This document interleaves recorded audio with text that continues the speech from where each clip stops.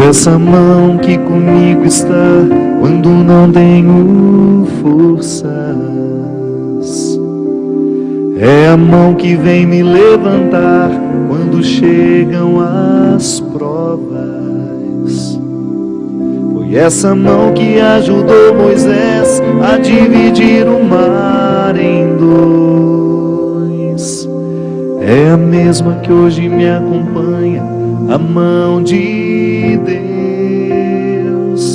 É a que me sustenta quando eu vou cair, é a que me dá forças para resistir, a que me alcança, que nunca falha, me move com poder.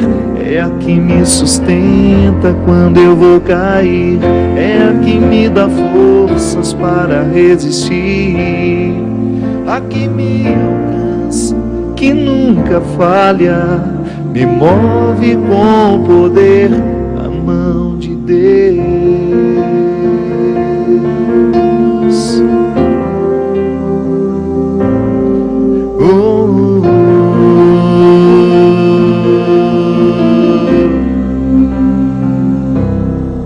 Sinto essa mão que comigo está quando não tenho forças. É a mão que vem me levantar quando chegam as provas. Foi essa mão que ajudou Moisés a dividir o mar em dois. É a mesma que hoje me acompanha, a mão de Deus. É a que me sustenta quando eu vou cair, é a que me dá forças para resistir, a que me alcança, que nunca falha, me move com poder, a que me sustenta quando eu vou cair, é a que me dá forças para resistir, a que me alcança, que nunca falha, me move com poder, a mão de Deus.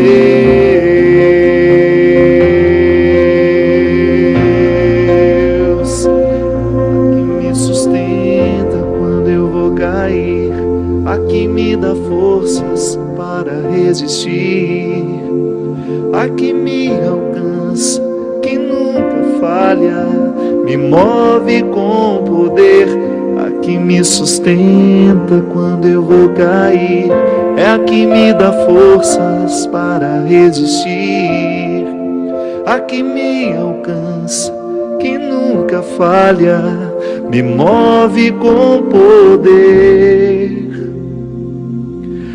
a mão de Deus.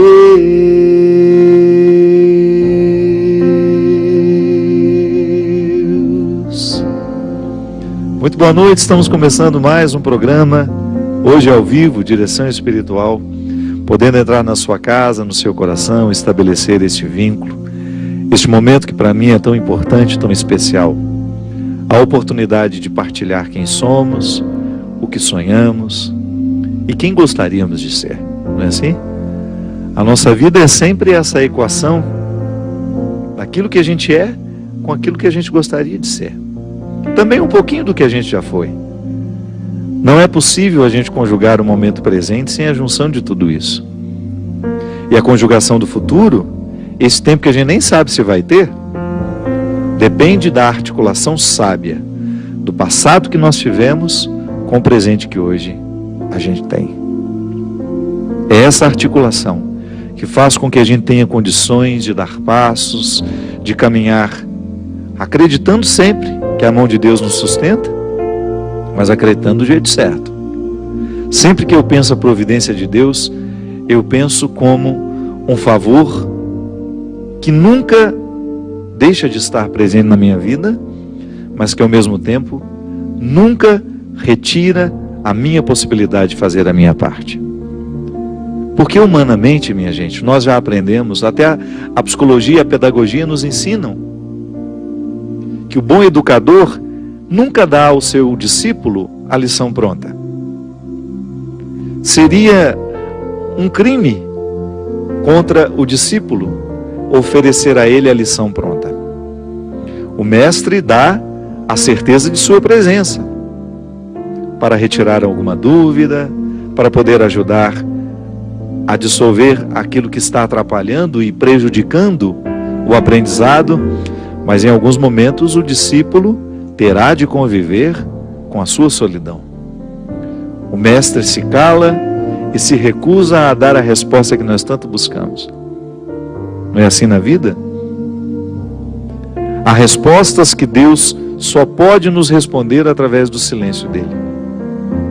Isso é mão de Deus também nos sustentando.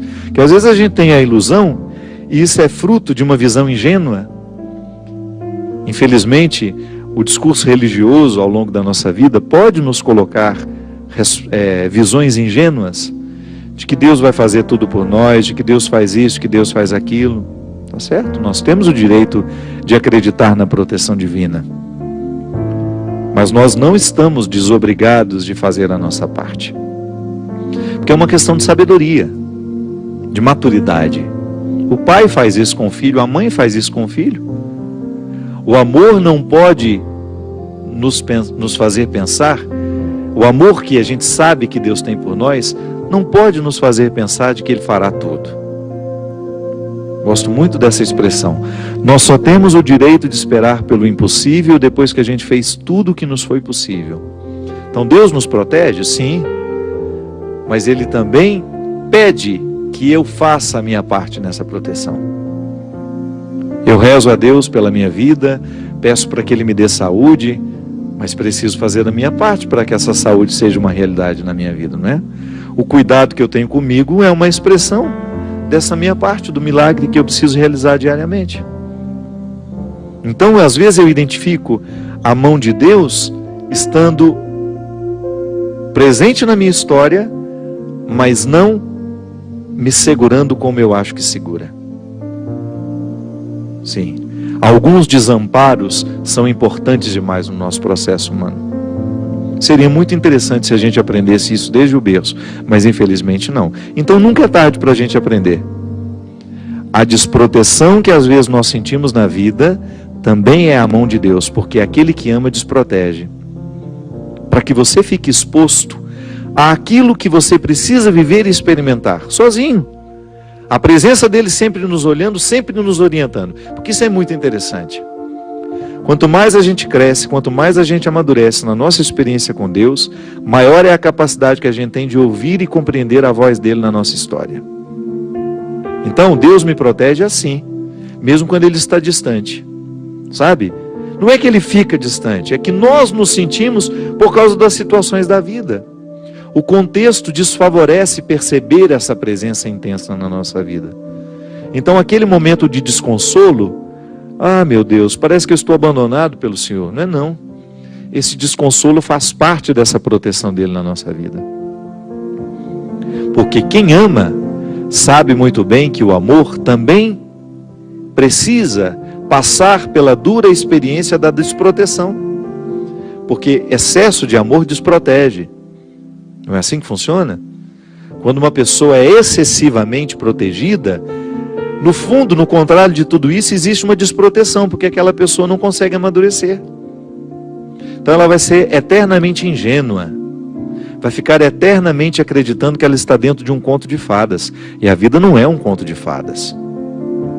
Então acreditar na proteção de Deus não nos dá o direito de pensar que Deus fará tudo por nós, que caminhará por nós. Não. Ele vai estar sempre nos fortalecendo à frente dessas batalhas que nós precisamos enfrentar, mas nós estaremos na responsabilidade de realizar a parte que nos cabe. Foi assim com Moisés. Essa música cita Moisés, né? Foi essa mão que ajudou Moisés a dividir o mar em dois. Há nessa passagem uma riqueza muito grande que está em Êxodo. Quando Moisés está apavorado, porque ele retirou o povo do Egito, e saiu na direção dessa terra protegida. Protegida não, prometida. Está vendo? Que também é um pouco protegida, né?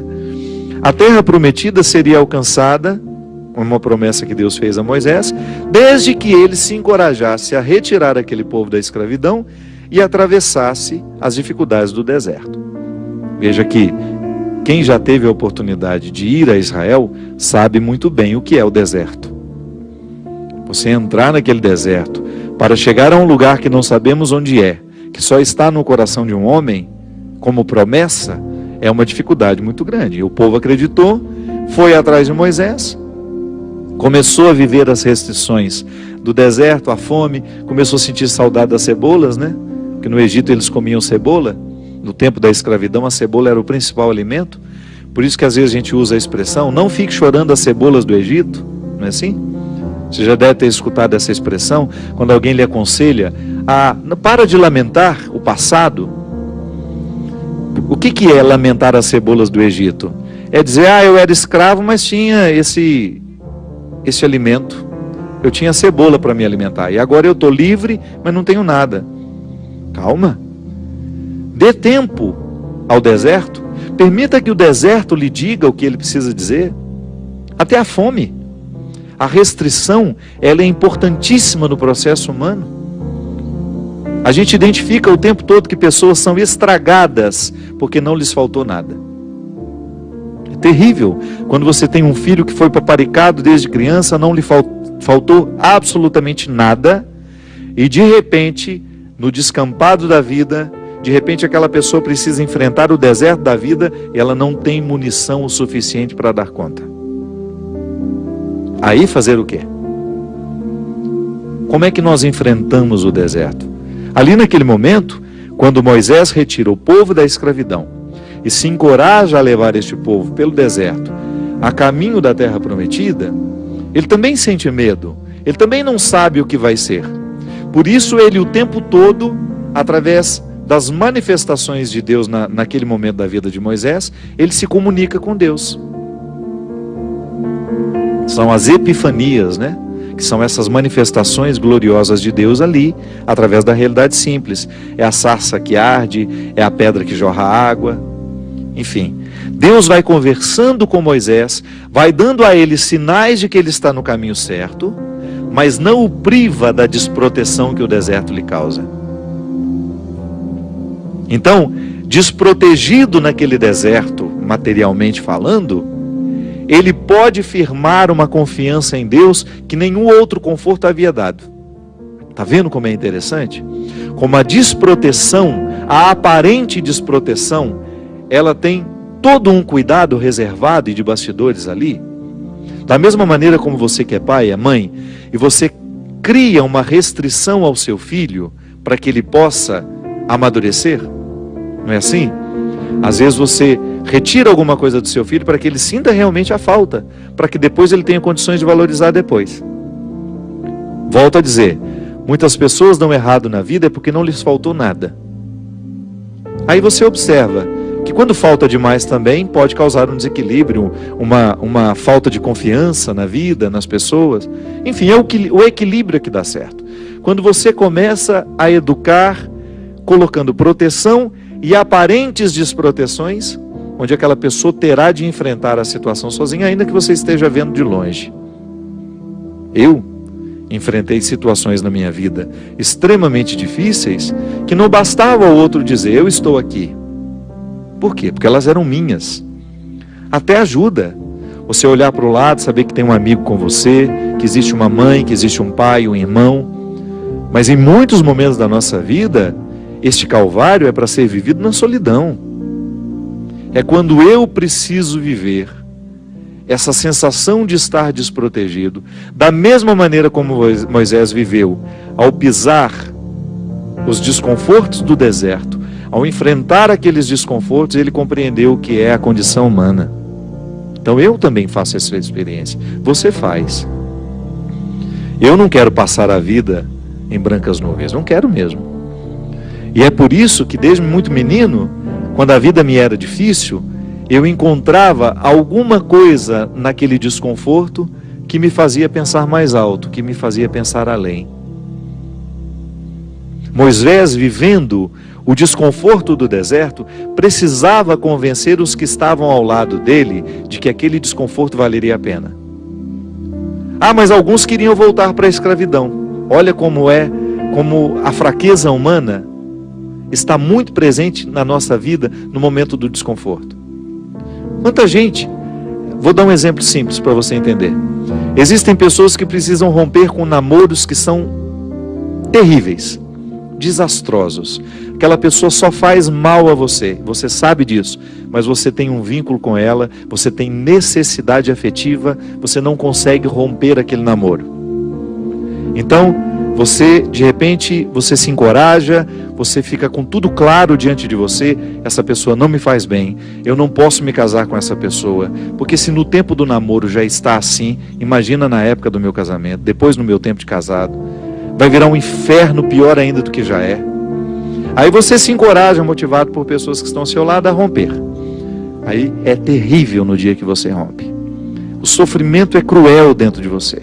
Parece que você nunca mais vai se recuperar, que você só pensa naquela pessoa. Por quê? Porque apesar dela te fazer tão mal, você tem um vínculo doentio com ela, de dependência afetiva. Você sabe que ela te faz mal, mas você não sabe viver sem ela. Aí você começa a dar passos. A primeira semana é horrível. Você sofre, você chora, você não pode ouvir a música, você não pode sentir o cheiro, você não pode ver aquele pedacinho de não sei o que ele esqueceu lá na sua casa, que tudo aquilo é terrível. Mas de repente você começa a dar passos de libertação. É como se você estivesse andando na direção de uma terra que só vai te fazer bem. E um mês depois aquele sofrimento ficou melhor, 2 meses depois aquele sofrimento melhor, e de repente você não está nem mais lembrando. Claro que ainda existe ali um vínculo silencioso sendo desarmado, porque a dependência afetiva, ela não morre da noite para o dia. A gente precisa, é como se você fosse sufocando uma célula cancerosa com o processo da quimioterapia, sabe? Que você vai retirando a vida da célula cancerosa, que é a célula que nos mata. Aí digamos que 3 meses depois, você encontra de novo com aquela pessoa, e você tem aquela famosa recaída. Aí pronto. O castelo que você estava construindo, o chão que você tinha andado, que tinha sido tão difícil, você joga fora e você volta para o Egito, você volta para a escravidão. Você faz o mesmo que os companheiros de Moisés queriam fazer, voltar a comer a cebola, voltar a comer o alimento podre, estragado. Aí você reata aquele relacionamento, porque ele é doentio e você não cuidou da devida distância que você deveria manter. Porque quando você tem essa dependência afetiva, você tem que estabelecer a distância, porque senão você não se cura. Você tem que parar de querer saber da vida daquela pessoa, porque senão você não se cura. Você precisa parar de ficar fuçando o Facebook dela, porque senão você não se cura. Você precisa parar de ficar investigando a vida. Onde que ela foi? O que ela está? Você tem que cessar todos os pontos que podem lhe fazer querer voltar para o Egito. Porque senão você nunca vai se libertar. Aí 3 meses depois você está bela e formosa já, matando a célula cancerígena, você vai dar mais uns beijos na boca, volta àquela dependência horrorosa e o inferno retorna na sua vida. Na sua primeira semana é até bom que está tudo voltando. Daqui a pouco, minha filha, você está no inferno pior do que você estava 3 meses atrás. É assim. Quando a gente não sabe viver o desconforto que nos edifica, a gente se boicota o tempo todo. É como parar de beber, é como parar de fumar. Você fica sem fumar 1 ano e você comemora porque você parou de jogar aquela toxina cancerígena no seu organismo e de repente você vai lá e acende um cigarro de bobeira e aquele vício volta como se fosse um monstro capaz de te comer inteiro. Pronto. Todo aquele sacrifício que você fez dos primeiros dias sem fumar vão para o saco. Por quê? Todo aquele sacrifício vai para o saco. Por quê?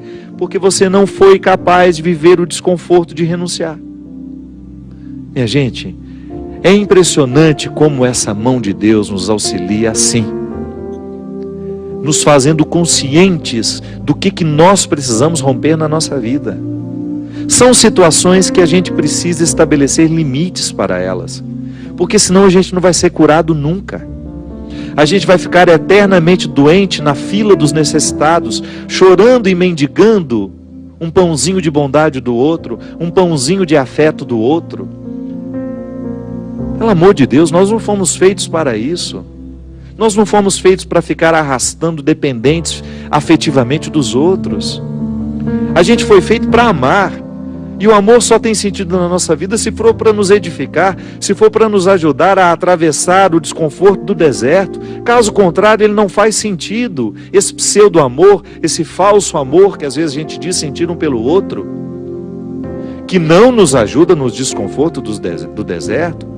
Eu preciso viver os meus desertos, você precisa viver os seus. E os verdadeiros amigos são aqueles que reconhecem os desertos que o outro precisa passar e fala: isso mesmo, vamos passar por esse deserto porque você precisa dele. Agora, a Poliana, ela quer aquela vida feliz, ordenada. Lembra daquela personagem? A Poliana, onde tudo era o jogo do contente, né? Para com isso. Assassine esse instinto infantil que existe dentro de você, que lhe faz ter medo dos desconfortos da vida. O desconforto da vida, quando bem vivido, ele só nos torna melhores. Tira essa máscara de coitadinha que você gruda na sua cara para os outros terem eternamente pena de você. Você só perde tempo na vida assim. Que bobagem! Deus nos segura na nossa mão é para a gente ter condições de atravessar esse deserto.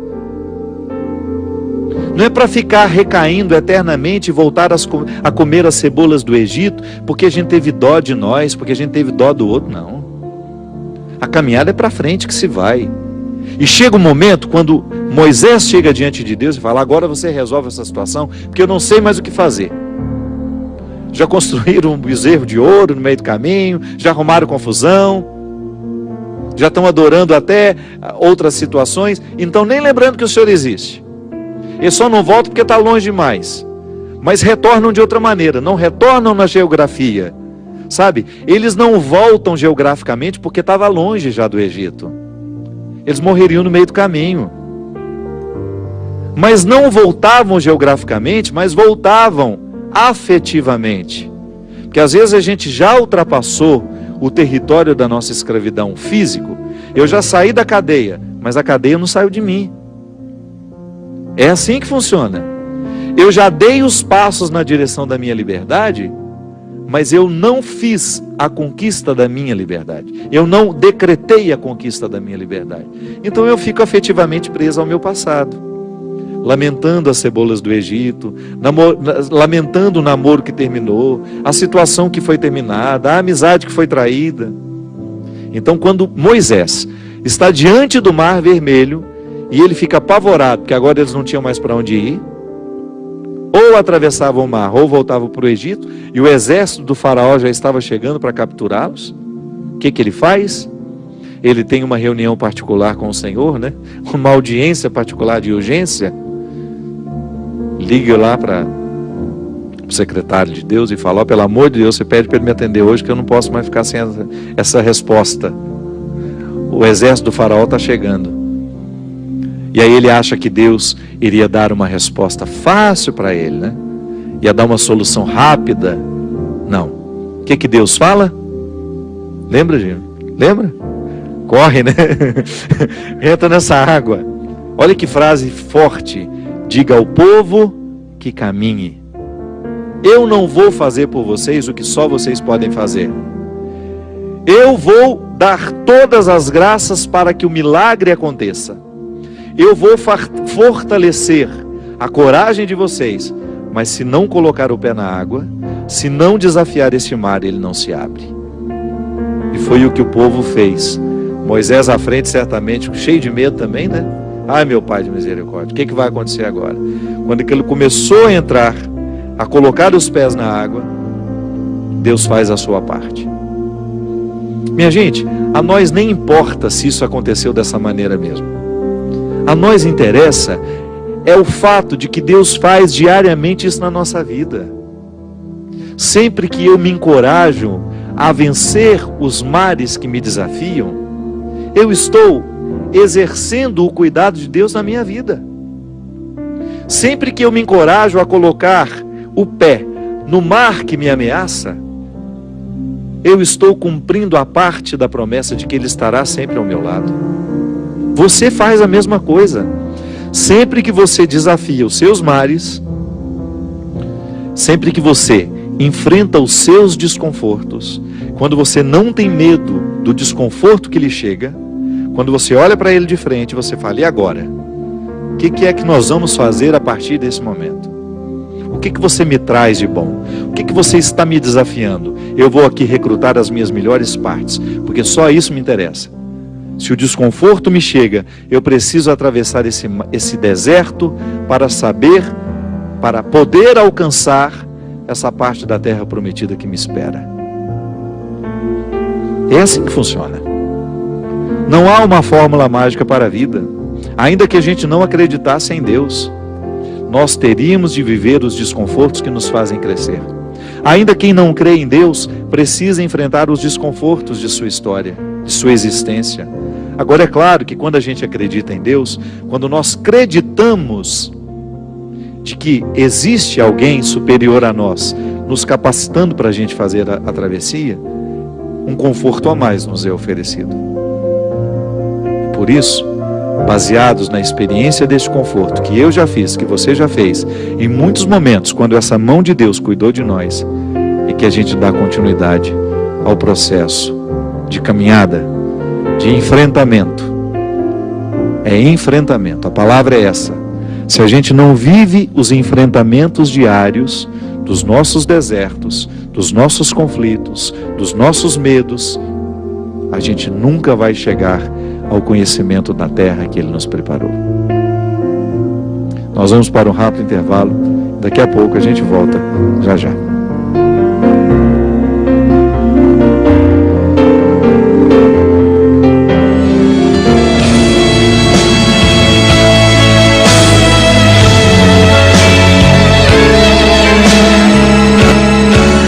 Estamos de volta com o programa Direção Espiritual. Boa noite, Christian. Tudo certíssimo por aí? Eu já te cumprimentei hoje, não? Acho que não, que nós gravamos aqui antes, eu não sei o que eu fiz. É que eu tô velho, ele tá sonolento. Se você observar o Christian hoje, inclusive eu vou pedir até que você focalize ele um pouco mais. Ele tá mais sonolento que o normal hoje. Tá quase dormindo. Ele falou que os pernilongos na casa dele já se acostumaram com aquele líquidozinho que a gente põe para queimar, para espantar. Olha só que interessante. Eu não sabia nem que eu ia falar. Quando eu comecei a cantar a música, eu ia falar da proteção de Deus na nossa vida, mas não sabia que iria desembocar nesse discurso todo da proteção que desprotege, do desconforto da estrada, do deserto, como algo essencial à vida humana, irrenunciável, e que nenhuma visão ingênua religiosa pode nos impedir de compreender a vida assim, né? A dificuldade como um processo natural na nossa vida. E aí, olha o texto que eu tinha preparado para hoje, que está em Mateus 10, versículo 34. Não penseis que eu vim trazer paz à terra. Não vim trazer paz, mas sim a espada. De fato, eu vim pôr uma oposição entre o filho e seu pai, a filha e sua mãe, a nora e sua sogra, de maneira especial. Não, brincadeira, não está escrito isso aqui não.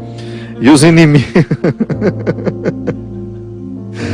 os inimigos serão os próprios familiares. Quem ama pai ou mãe mais do que a mim não é digno de mim. E quem ama filho ou filha mais do que a mim não é digno de mim. Quem não toma a sua cruz e não me segue não é digno de mim. Quem buscar a sua vida vai perdê-la, e quem perder a sua vida por causa de mim a encontrará. Não é São Paulo que está dizendo isso, não é João, é Jesus. É um texto dito pelo próprio Mestre. Olha que interessante, minha gente. Quando você olha, quando você percebe que essa palavra dura de Jesus é para nos ajudar a compreender a crueza da vida mesmo. Ele não veio passar manteiguinha no pão. Ele não veio nos propor moleza. O próprio Cristo nos diz que esta espada que Ele coloca dentro dos nossos relacionamentos é justamente para nos fazer crescer. É para estabelecer bem os papéis. É a experiência do enfrentamento. Que isso a gente vai viver a vida inteira. Não pense você que sua relação com sua mãe é uma relação bonita que jamais será questionada. Não, não é assim não. A relação mãe e filha, se você não estabelece esse enfrentamento no momento certo, a paz não chega. Porque fica aquele conflito velado. Não é assim?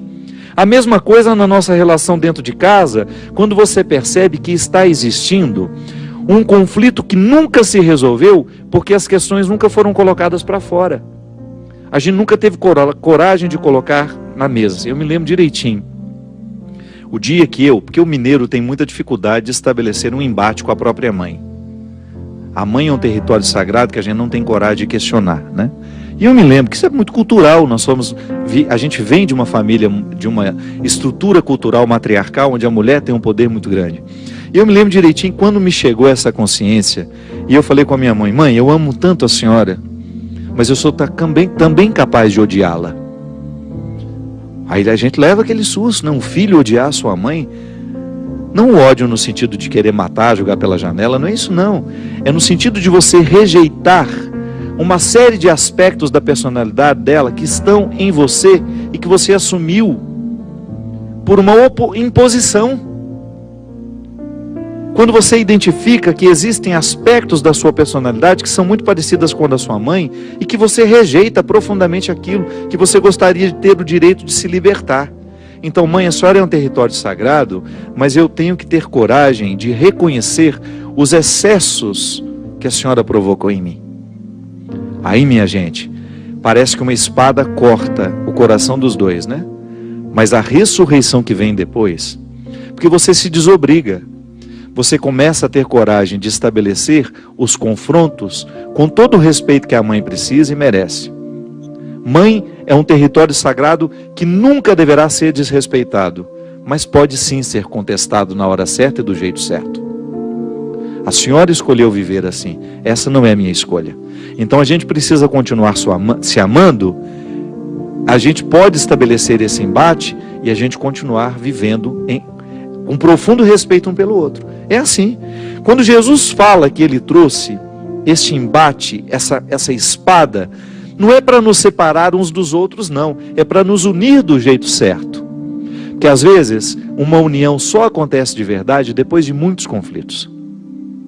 A gente precisa se livrar das visões ingênuas.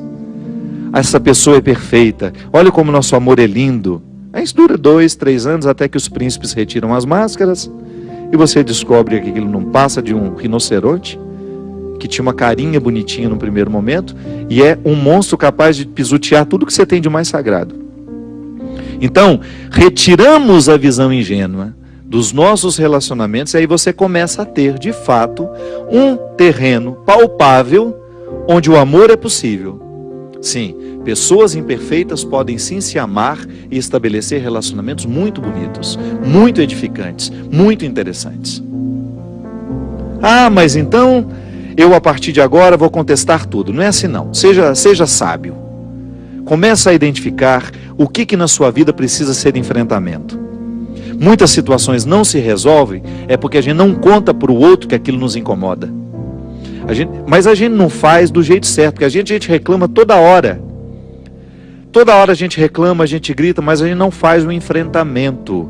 O enfrentamento é quando você marca hora, lugar, senta todo mundo na mesa, ou senta você e seu marido e fala: olha, sabe isso que você está fazendo? Isso não é justo comigo, não é justo com seus filhos, e se você não tomar uma decisão, nós agiremos. É igual ser agredido, né? Tem gente que vai se acostumando com a agressão, vai se acostumando com a agressão, vai sendo agredida a vida inteira e se acostuma com a condição de vítima. Não é assim. Não pode ser assim. A gente tem que problematizar aquilo que na vida está nos agredindo. Que às vezes a agressão não é um tapa, não é um chute, não. É uma palavra, é um olhar, é uma postura, é um jeito de interpretar. Então, se eu interpreto o outro como um eterno território onde eu posso manifestar todas as minhas iras, onde eu posso despejar todos os meus excessos, e ele se acostuma a ser isso, eu estou agredindo de maneira muito cruel, tão cruel quanto dar um tapa. Então, se a gente não rompe se a gente não estabelece o enfrentamento que vai romper esse processo que nos adoece, é bem provável que a gente morra sem ter tido a possibilidade de pisar na terra prometida que nós podemos alcançar. Aí Jesus continua: quem ama mais o seu pai e a sua mãe do que a mim não é digno de mim. A gente pode, no primeiro momento, pensar que Jesus está carente aqui, né? Ele só quer o amor todo para ele. Não, isso também é visão ingênua. Vamos superar essas visões ingênuas. Aqui, o amor que Jesus está falando refere-se à capacidade de nós tomarmos tudo que ele nos ensina e colocar isso muito mais importante como aquilo que meu pai e minha mãe me ensinou. Que meu pai e minha mãe, por serem marcados pelo pecado, me ensina muita coisa errada. Mas me ensina muita coisa errada. Com o próprio exemplo dele dentro de casa. Quantos de nós, você que está me assistindo, pode dizer isso? Quantas coisas erradas na vida você viu dentro da sua casa? E não precisa ir muito longe para ver a perdição do mundo. Às vezes está ali dentro, com uma falta de testemunho, com uma falta de honestidade, com uma falta de verdade. Os vícios que nós criticamos tanto dentro, que estão presentes pelo mundo afora, às vezes estão aqui dentro da nossa casa, do nosso lado, sendo promovidos por pessoas que nos amam e dando o exemplo aos filhos que estão crescendo. Os nossos lares precisam de conversão, sim, minha gente.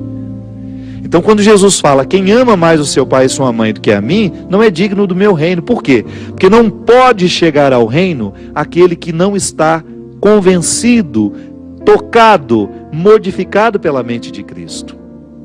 É cristianismo. É a mente de Cristo na minha. É o pensar de Cristo no meu. Mas isso parece uma dependência horrível, Se você quiser olhar como uma dependência, mas é uma dependência que só me faz bem. Porque não tem uma palavra de Jesus, não tem um só conselho que ele tenha deixado que se oponha à minha felicidade. Já vasculhei esse evangelho, já vasculhei todas as palavras de Jesus, todos os encontros que ele teve com essas pessoas, tudo que ele falou, tudo que ele viveu, nada, absolutamente nada é contraditório, se opõe à minha vocação de alcançar a terra prometida. Porque Jesus não me coloca numa redoma, Ele não me coloca numa compreensão ingênua de que Deus fará tudo por mim. Em nenhum momento ele fala disso. Pelo contrário, ele me ajuda a compreender os enfrentamentos humanos, sempre ajudados pelo céu, mas ao mesmo tempo com os meus recursos humanos. Ele faz isso o tempo todo. Ele recruta o que há de melhor nas pessoas que ele encontra, para que elas tenham condições de viver os seus enfrentamentos. Quando ele converte Madalena, com o seu jeito de viver ali, com aquele gesto carinhoso de acolhê-la no meio daquela condenação, ele deixa para ela um dever de casa. Ali ele não fala, e agora nós vamos ser felizes para sempre, Madalena. Volte para casa, seja feliz para sempre. Não fala isso não. O feliz para sempre, minha filha, não existe mesmo. O feliz para sempre nessas lendas. Agora, quando ele coloca para ela, vá e não retorne os erros que te trouxeram aqui, vai lá e faz uma vida diferente dessa que você viveu até o dia de hoje, porque olha o que te aconteceu, olha o prêmio que você está recebendo da vida que você escolheu, só destruição, pecado, morte, está aí, volta lá e faz de novo, você tem o direito, volta lá, começa de novo, como se fosse o primeiro dia da sua vida. Todo mundo estatala os olhos para ele, né? Que não estavam acostumados, eles estavam contextualizados numa religião que nunca dava segunda oportunidade. Era morte. Foi vista em adultério, foi pega em adultério, morreu. Imagina se fosse hoje. Não ia sobrar ninguém. Ou muito poucos. Mas então, naquele momento, ele não dá uma fórmula mágica para ela de felizes para sempre. Ele vai, sopra no ouvido dela um segredo, um mistério que vai acompanhá-la e que fez dela uma mulher santa. Vá e não peques mais. Sabe o que é isso, minha gente? É aquela mulher amarrar em si a responsabilidade de ficar atenta a tudo aquilo que poderia ser nocivo a ela e que poderia fazê-la voltar à escravidão do deserto, a comer as cebolas do Egito. Da mesma maneira naquele exemplo, da mocinha que precisava ter terminado aquele namoro há 5 anos atrás, não terminou, ficou num vai e volta, não vai e volta, não vai e volta, e perdeu um tempo precioso da sua vida, que poderia ter encontrado uma pessoa que iria amá-la de verdade, que iria fazer a vida dela ser um pouco melhor. Por quê? Não porque ele iria ser o príncipe encantado dela. Não, porque ela encontraria alguém, talvez, que estivesse mais disposto a viver com ela os desconfortos da travessia do amor. Porque amor, você acha que isso é bonitinho? Que é maravilhoso? Que é isso, que é aquilo?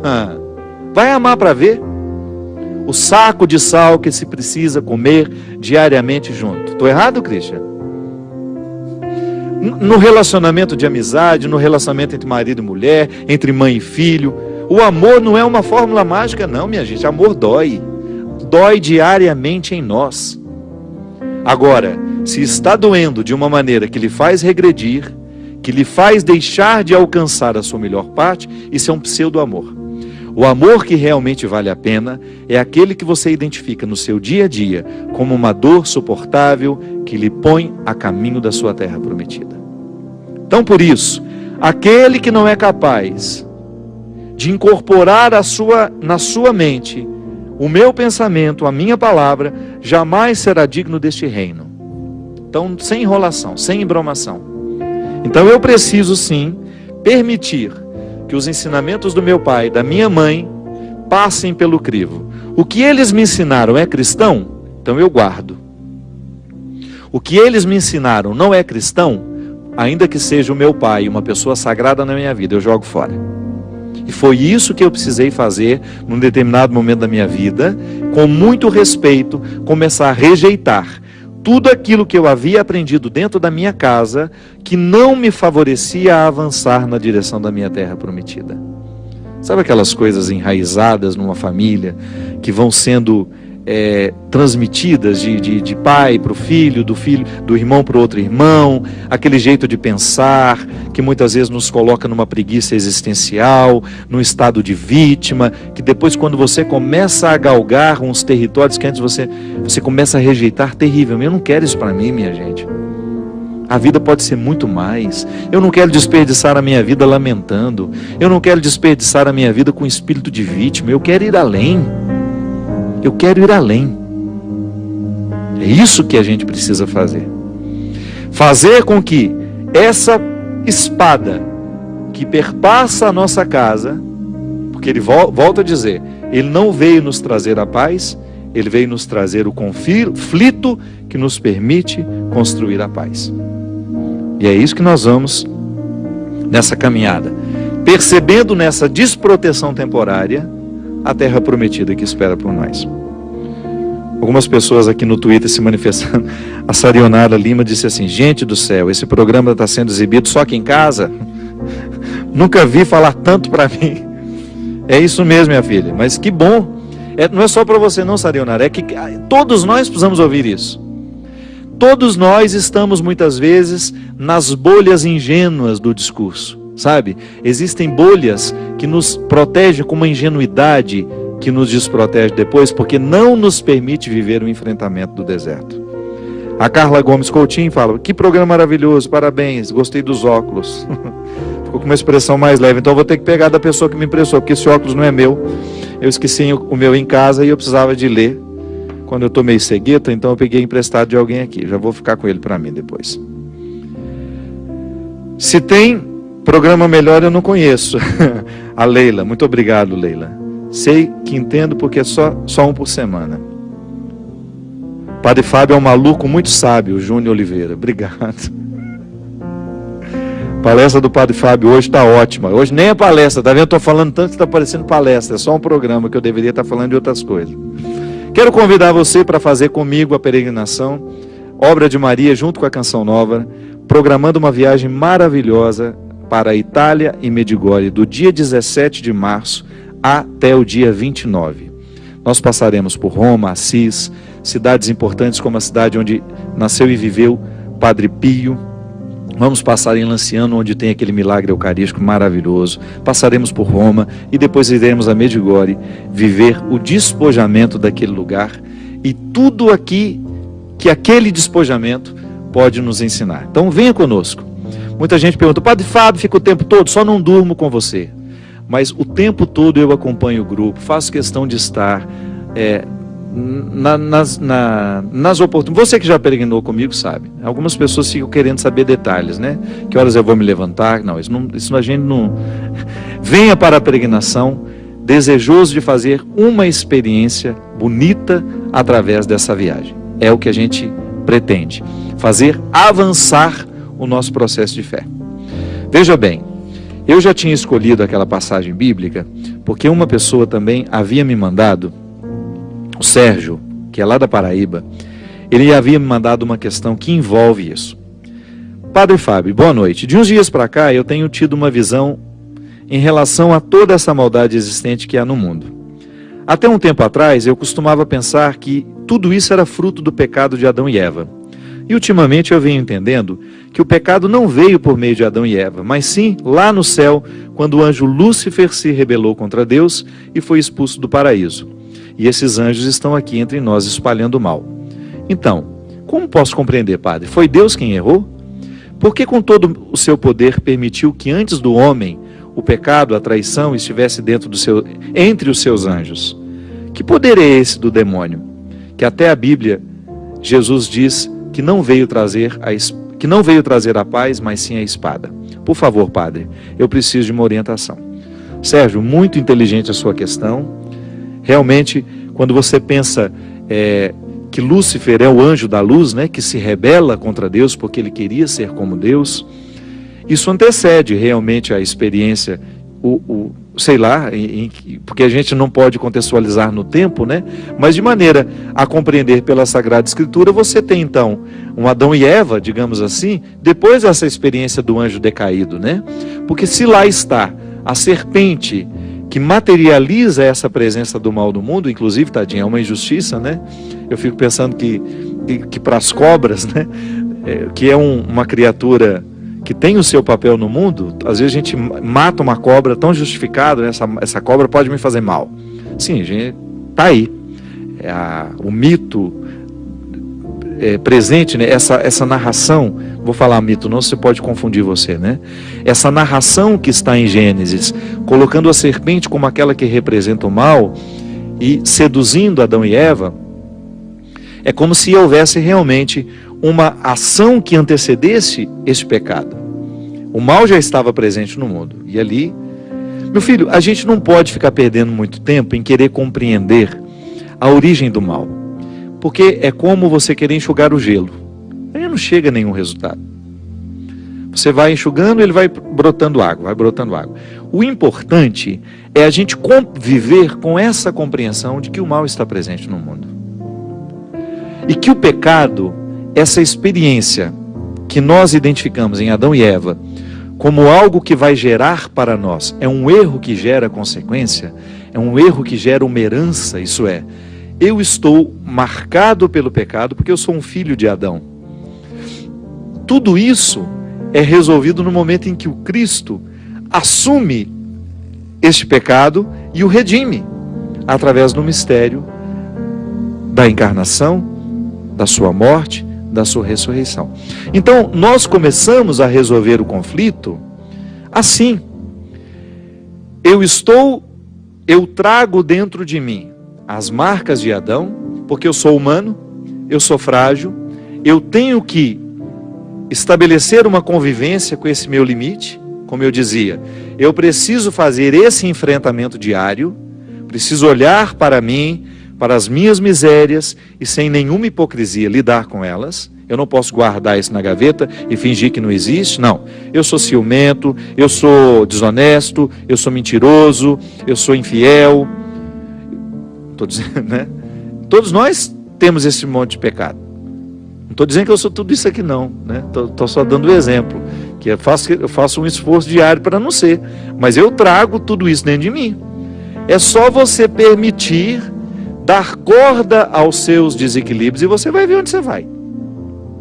É impressionante como, se a gente não cuida do que é precário em nós, como isso se multiplica e cresce. Então, eu estou com todas as marcas de Adão em mim. Você está com toda essa tendência ao mal, tendência ao maligno, que você pode compreender a partir da Sagrada Escritura, você pode compreender de outra forma. O importante é que você não negue que o mal existe. Agora, eu também não posso me esquecer que eu estou sob o fluxo da graça, no influxo da graça. Eu estou neste movimento de purificação. Cada vez que o Cristo vence os poderes de Adão em mim, o meu cristianismo se aflora como um testemunho muito positivo para o mundo. Então eu tenho como uma possibilidade lidar através dos meus enfrentamentos com as minhas questões adâmicas e transformar tudo isso que é miserável em mim em realidades bonitas que me fazem semelhantes ao Cristo. Então o caso não está perdido, né? Nós estamos sempre com a possibilidade de sermos beneficiados pela ação graciosa de Cristo em mim, em você, que nos salva diariamente de tudo aquilo que nos faz perder.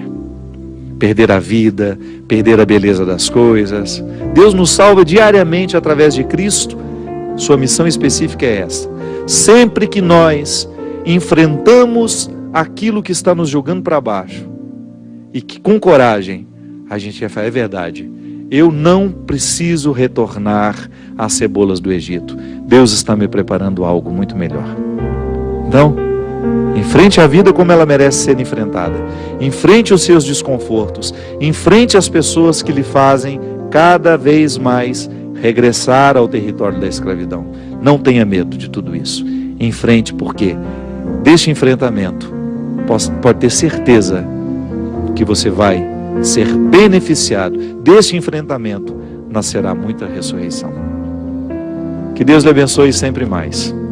Que Ele derrame sobre o nosso coração essa coragem para que a gente possa enfrentar tudo aquilo que em nós é pecaminoso, é precário. Ele que é Pai, Filho e Espírito Santo. Amém. Até a semana que vem, se Deus quiser. Sinto essa mão que comigo está quando não tenho forças. É a mão que que vem me levantar quando chegam as provas. Foi essa mão que ajudou Moisés a dividir o mar em dois.